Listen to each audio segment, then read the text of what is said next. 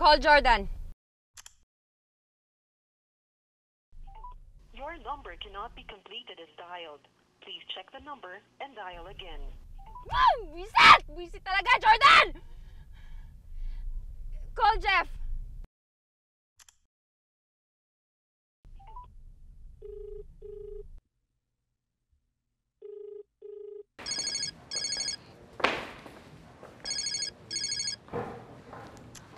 Hello?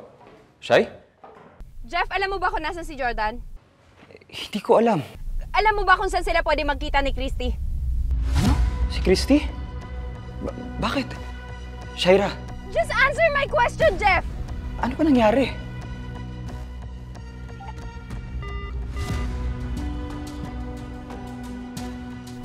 Sid!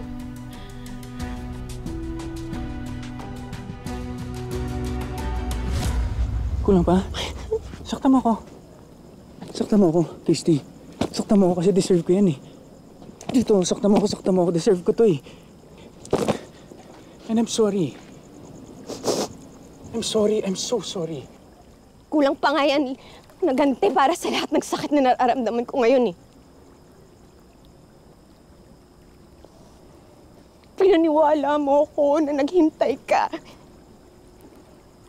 Nababalik tayo sa dati.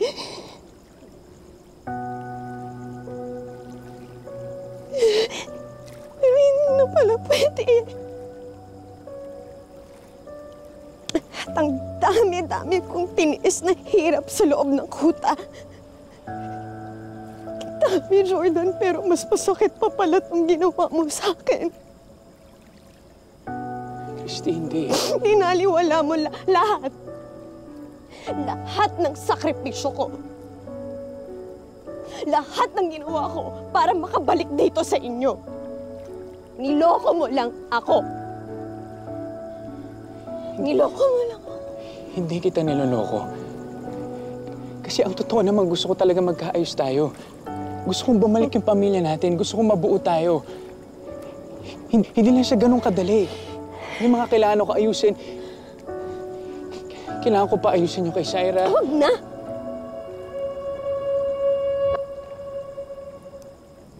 Christy.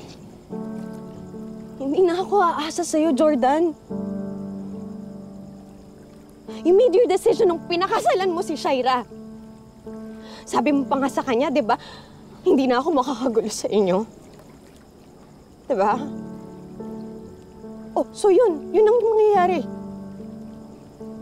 Hindi ako makikipag-agawan kay Shaira. Doon ka na sa asawa mo. Christy naman. Let me go! No. Christy, ang unfair mo sa akin eh. Totoo, hindi ako dapat nagsinungaling sa'yo. At dapat sinabi ko sa'yo agad. Pero hindi kasi masama yung intensyon ko eh. Ayaw naman talaga kitang masaktan. Kasi nga sinabi mo, ginawa mo lahat para makabalik sa amin ni Tori. Hindi ba ako pwedeng magkamali? Hindi ba ako pwedeng magulat? Nagulat ako eh. Nagulat ako nakita kita. Hindi ko alam kung anong gagawin ko. Gulong-gulo ako eh. At pinagsisihan ko yun eh. Sising-sisi ako. Kasi ang tanga ko eh. Naniwala ako na namatay ka kaagad. Tapos pakasal ako kaagad sa iba. Kasi akala ko talaga wala na yung asawang mahal na mahal ko. Nakita ko binaril ka eh. Ilang beses namin napatunayan, napatay ka na. At sa bawat confirmation na nalaman namin, napatay ako sa loob. Wala nang kwenta yung buhay ko after nun. Napariwara ako. Okay? Hindi ko kasalanan. I'm sorry that nandun siya. At to si Shaira for me, so siya yung taong hindi malapit sa akin. I'm sorry. Okay. Mabuti pala na nasa tabi mo si Shaira nung panahon yun, di ba? Kasi ako, Jordan, wala eh. I had no one. No one. Ako lang. Tumayo akong mag-isa. Lumaban ako. Para makabalik sa inyo.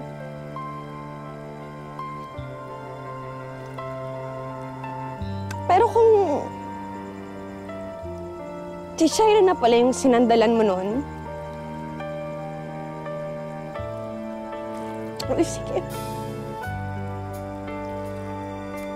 Sige na, siya na yung asawa mo.